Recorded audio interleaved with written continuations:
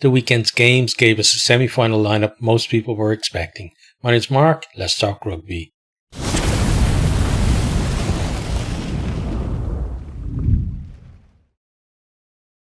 Another good weekend of rugby. We've got now, a few weeks away until the semi-finals come around, but today we're just going to talk about the results, a little bit about each of the games.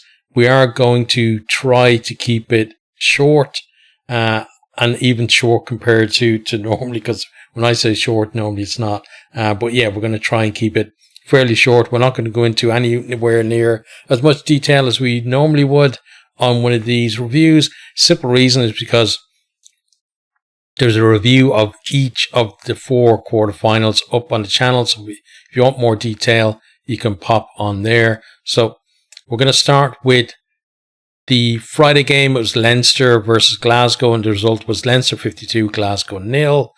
Halftime was 33-0 to Leinster, and I have to say, personally, I was surprised that Glasgow really didn't turn up for this one.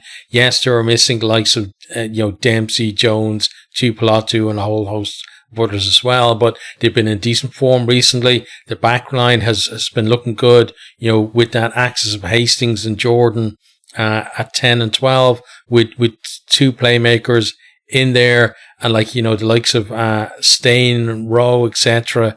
Back line looking good. The forwards have been doing well. They have, one of the best lineouts in the URC. They've got, for me, the best maul, certainly attacking maul in the entire URC as well. But nothing really went for them on Friday. So, Leinster, they got a bunch of try scorers. Deegan with 2, Lowe, O'Brien, Keenan, Ringrose, Sheehan, and they got a penalty try as well. Prendergast, pretty decent at 10 from him too. He's every time now, he's getting more experience at this level. You can see he's improving. Still nowhere near the finished article, but definitely looking more comfortable. Leinster got off to an early lead. Then Hastings went to the bin as well for a deliberate knock on, and Leinster just kept on ticking away, getting those points on there. Some really good performances as well from the likes of Snyman in the second row. Snyman and McCarthy in the second row were excellent. They lose. One problem I think was they lost Conan after about 15 minutes to injury, so going to be sweating on him for the run into the season. I think Doris come out for him, and obviously Doris performed pretty well. But that back row, then Deegan, Van der Fleer, and Doris certainly got the better of their opposite numbers. The fact that you had Kelleher and then Sheehan coming off the bench as well, and then the front row,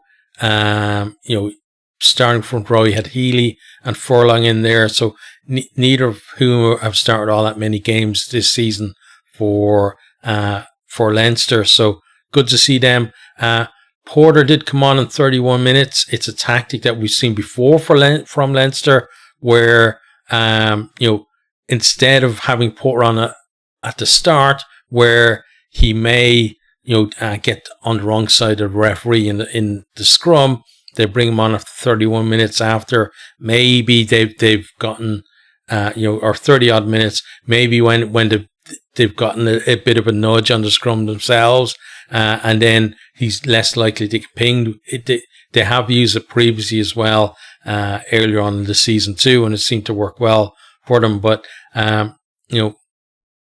good to see the likes of Slimani as well coming off the bench in the second half. I thought McGrath coming on for Gibson Park did pretty well. Ross Byrne, a guy who he's on his way out, but he's still contributing pretty well this season. Then Mangan getting on as well in the second row, and just the fact that Leinster have more more chances for the wider squad to come in and be involved in Champions Cup is one of the big things for them. But yeah, final score was Leinster 52, Glasgow 0. Okay, on to the next one then. It was Bordeaux, Begles versus Munster. So finished Bordeaux 47, Munster 29. Halftime was 29-10. And, in this one, Bordeaux tries some Pinot. That guy's just absolutely amazing. Luku got over for one as well. He's very opportunistic in his scoring. Really good player. Samu got one. Echegare, Lamotte. Pretty sure that was from a mall. And then right at the end, BLBRE got over just to put the cherry on top of the cake as well. For Munster, Nankiville, Smith with 2 tries, and then they got a penalty as well. And Bordeaux kind of built up a lead, kind of very similar actually to the Ulster game. They build up a bit of a lead, then Munster start coming back at them. Bordeaux wobble a bit, and then they steady the ship and they go again.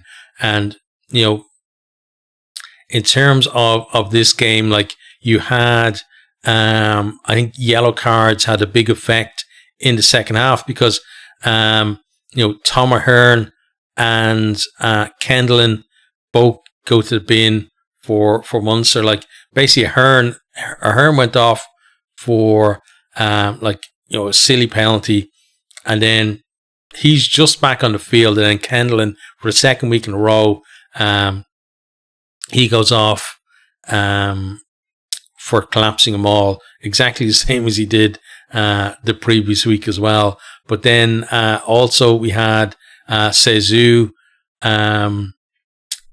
He got a yellow card in the first half, and then Echegaray gets one with 10 minutes to go. So then we were at 14 all.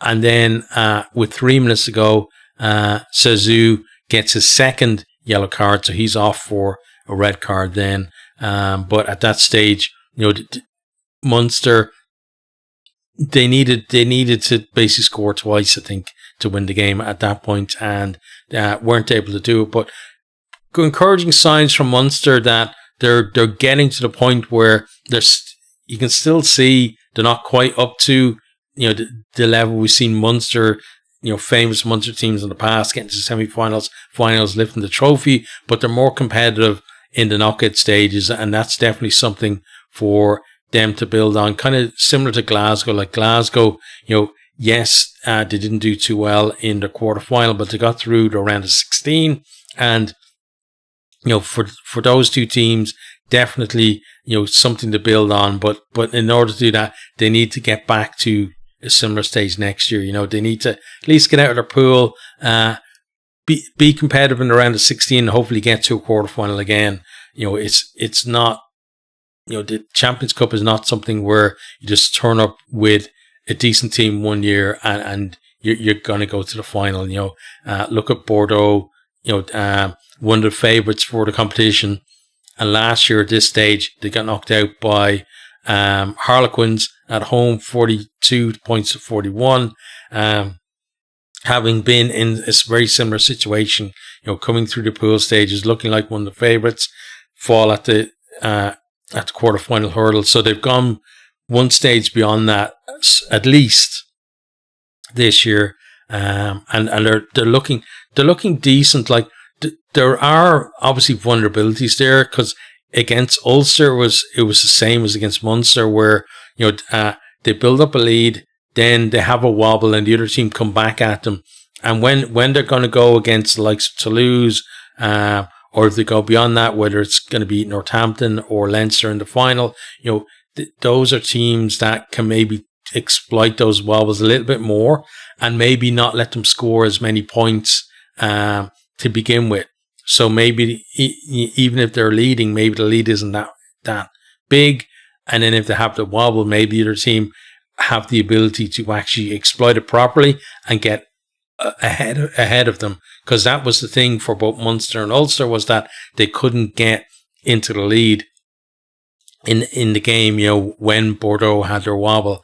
And if you can't do that, then the other team has something to build on themselves, and then we saw Bordeaux kind of just stretching away towards the end. But Munster again, they came back at them a couple of times, but just couldn't do it. But encouraging signs from Munster, Bordeaux, excellent team, and it's the fact it's not just that they've got outstanding backs. It's the fact that also they have a pack to go with it too. Set piece wasn't great against Munster, but Munster's line out kind of let them down a few times as well. Munster, the third best line out in the competition coming into this, and they didn't deliver on their own ball. And then on Bordeaux's ball, I was very surprised that Munster were afraid of the Bordeaux maul, so they stayed on the ground for almost all of the lineouts, especially close to their own line, and didn't go up and compete, which I felt personally was a bit of a strange one, because Munster have a few guys in there who could actually get up and compete in the lineup. They had Armani on for about 50 minutes. Byrne was on the whole game. Both of them love getting up, and nicking opposition ball. And then we've seen Gavin Coombs do it at times as well. And then Ahern come on, he's got the ability to do that too. So plenty of players, to get up there and disrupt the opposition lineup, but they decided not to do it for whatever reason. But decent win for Bordeaux. 47-29 was the final score. Okay, on to the next one then. It was Northampton Saints versus Castres Olympique, and it was Northampton 51, Castres 16 final score. So Northampton fairly comfortable in this one, but that comfort kind of came in the second half. It was close to the first half, but they did get tries from Freeman, Langdon, Coles, Furbank, Pollock with 2, and in Pearson. And Pollock, one of the tries he scored, he was basically just standing at the back, waiting for someone to come and try and tackle him before putting the ball down. And I mentioned in the longer form review that if he keeps doing that, he's going to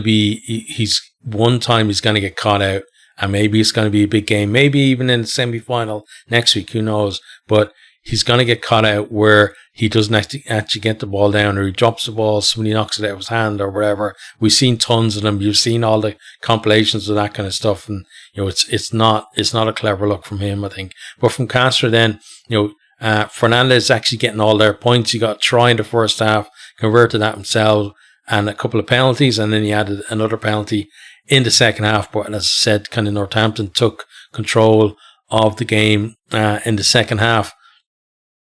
But close enough in the first half. Castres looking fairly competitive, even though they had Nakarao went to the bin on 31 minutes, and that kind of allowed Saints to secure that lead going into half time. Then in the second half, then we'd one incident that led to 3 yellow cards. So I think it was Baget started the whole thing. Can't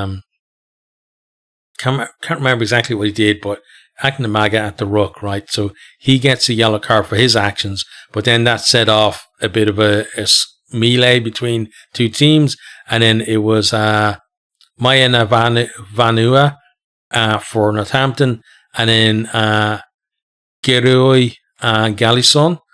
The two of them kind of escalated things, and they went to the bin as well. So we were at that point, we were at 14 versus 13, and Northampton really took advantage. Even though they're one man down, the fact that there were 2 less defenders, that back line really good, and they took advantage. That was the kind of period where the likes of Pollock was getting over, and then Pearson right towards the end as well. Another decent young player as well. Everybody talks about Pollock, but Pearson looked pretty good when he come on too. But Northampton, that back line looks in seriously good form, and we look at the other English teams that have been in the competition that also have really good backlines. I think the difference is that, first of all, Northampton, like last year, they deliver in this competition where the others don't necessarily do that, but also they've got more to their game than just their attack. I think their defense is probably, in this competition at least, one of the best of the Premiership sides, and they have set piece to go with that as well, and a pretty decent pack backing all of that up as well. And then the extra is the backs and the attack, whereas other teams, the likes of Harlequins, Bath and Bristol, they seem to be built on their attack more than Saints. Saints have a very good attack, but as I said, it's in addition to all the other good things that they have as well. So, but I think in this game, in the second half, they showed that they're able to kind of step up and go up through the gears when they need to as well. And that's something that they're definitely going to have to do, I think, in their semi-final. But final score was Northampton 51, Castres 16. Then the last quarterfinal, for me, the most entertaining, even though it was the lowest scoring, it was Toulon versus Toulouse, and finished Toulon 18, Toulouse 21. So, and in halftime was 12-6 to Toulon. So, first half, it was kind of a bit of an arm wrestle, but Toulon were on top for the most part, and they were putting pressure on. They were winning penalties. Jaminet got a couple of long range penalties from his own half as well, and then Ramos responding with a couple of penalties for Toulouse. And that they were, I think, Toulon good value for that 12-6 lead at the break. Then we had early yellow card as well, right, for Silva by like 10 minutes or something like that. He was in the bin, and Toulon, obviously took the point straight after that. But you felt like that they needed a try or two as well in the second half to just get themselves a bit more breathing space, because you knew that Toulouse were going to have a bit of a purple patch, and that could end up being the difference between the teams. And what happened was, second half, almost like the first couple of minutes, right? Saran goes to the bin. Willis gets over for a try for Toulouse, and the whole thing turns around from there. Like they didn't convert it, so they're still a point behind, but they definitely had the momentum. And then the Aki try as well, puts them, I think that put them ahead, right, 18-12. And then Jaminet lands a couple of penalties to bring Toulon back into it. But after that, the last kind of 10 minutes or so, it was kind of all Toulouse. Like Toulon weren't offering anything going forward. It felt like Toulon were kind of, they'd almost resigned themselves to the fact that it was probably going to go to extra time. And if it did, then they were kind of looking for that kind of, sometimes when you have a break, and even if it's only a minute or two, but you have a break, everyone gets together, you have a conflab, and then the game starts again, a fresh kind of, the first half or wherever of extra time, suddenly you can find momentum that you weren't able to, in regular time. And maybe that's what they were thinking, or sometimes it just gets to you, right? Pressure at this level that all you can do is defend, and you're just, that's the only thing that's in your mind. And that's kind of what happens in them, I think. Whereas Toulouse were trying to get in position to win. Now, Ramos missed the penalty chance earlier, and he actually missed 3 kicks at goal altogether, 1 conversion and 2 penalties. But he stepped up for the final kick right at the end of the game, and he made sure the clock had ticked into the red before he kicked it, so he still had time on his kicking clock, so that there wasn't going to be a restart where like Toulon could either go up there, win a penalty and equalise, or even get a try to win the game. But he kicked it, and honestly, it looked like he kind of kicked it, and it was curling away. So it was going towards the left-hand post. It looks like it was going to curl outside of it.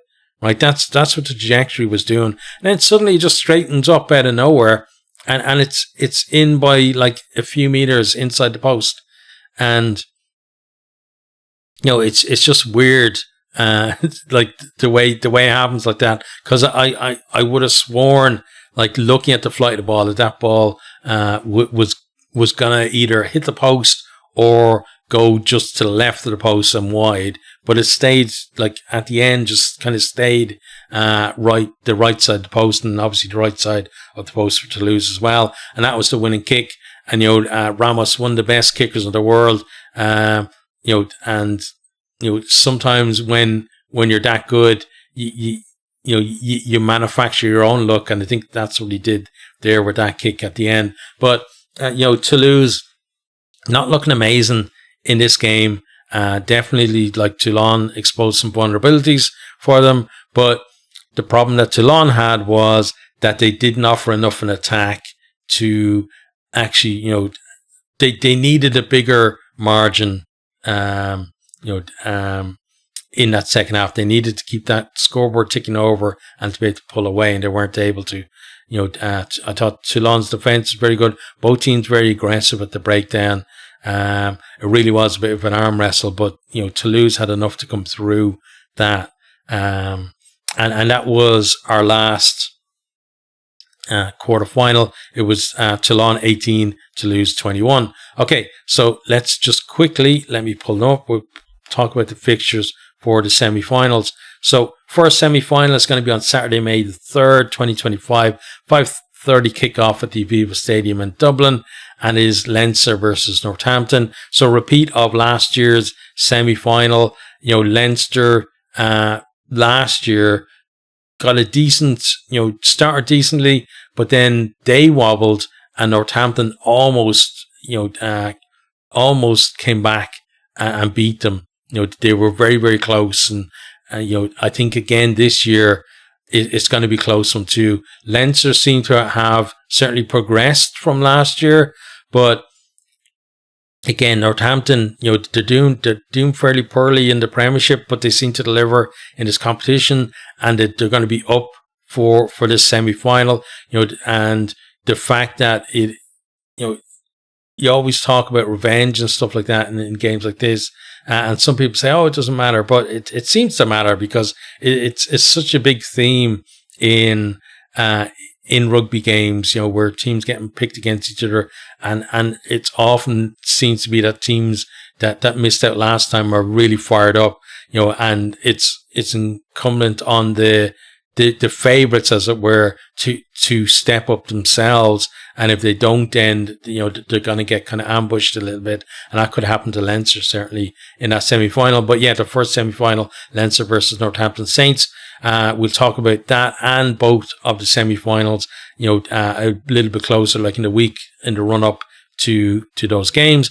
And then the other game then is on Sunday, May 4th, 2025, and it's a 3:00 kickoff at the Mammoth Atlantique, and it is Bordeaux Begles versus Stade Toulouse, or Toulouse, as I normally call them. And this one again, you got like two teams who were in the same pool. Obviously, both being French, they didn't play each other in the pool, but the two of them just absolutely like rinsed everyone else in that pool. The only game that wasn't a bonus point win was Stade going down to South Africa and beating a Springbok-laden Sharks team 20 points to 8. So that that was a bloody good win in itself. But it's the reason why these two are playing each other now is because Toulouse, weren't one of the top seeds. Although, like, they were both in the same pool, so one of them was going to be a top seed, the other wasn't. So it was just about who was going to be at home, I guess, for this game, because they were the two standout teams, I think, in the whole competition in the pool stages. Leinster, yes, they came through with 4 wins out of 4, but they didn't look that impressive. And I think in the knockout stages, Leinster looked the more impressive, or the most impressive team, but it's only when you get to this semi-final stage when the true performers are pitted up against each other that you really see who are the standouts, and whoever those two standouts are obviously going to find themselves in the final playing each other as well. But yeah, I think that one, you look at it again, this semi-final lineup, we got 3 of the 4 teams from last year, and the one team that's missing, Harlequins, they denied Bordeaux, getting into the semi-final last year. So Bordeaux had won that game, because it's very close, like they lost 42-41. If they had won that, we'd actually have a repeat of the semi-final lineup 2 years running. So, you look at these teams and think, yeah, probably the best 4 teams from I think definitely the best 4 teams from the Champions Cup in the last 2 seasons are in the semi-finals this year.